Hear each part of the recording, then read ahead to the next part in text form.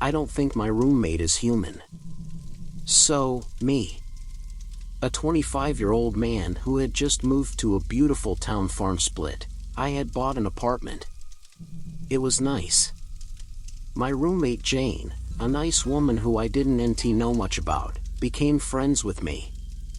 We sometimes went grocery shopping together and to parks to walk our 2 dogs, Bobby and Sarah. We were great friends until suddenly I noticed her doing inhuman things, like when I woke up at 3 a.m. and saw her rummaging through garbage. I asked her if she lost something, but before I even could finish my sentence, her head whipped back to look at me faster than I've ever seen. She then screamed, "Get out!" I went back to the room and started getting ready for work. We stopped going grocery shopping because she wouldn't stop eating trash, and I had to take care of the dogs now.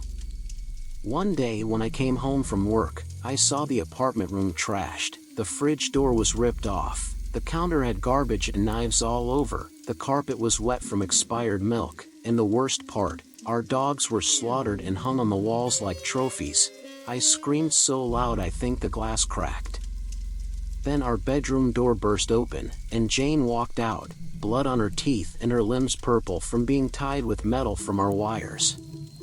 I couldn't tell, but I think some of her chest was gone. She started chasing me from the room. I unlocked the door and ran. The hallway squeaked and a neighbor popped out saying quiet, but then Jane jumped on him and started mauling him.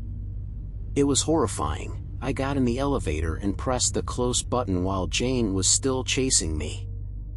The door closed before she could murder me. She dented the metal doors as I passed out. I woke up covered in trash. I looked around and saw everybody was ripped apart and blood was everywhere. I got up and went outside.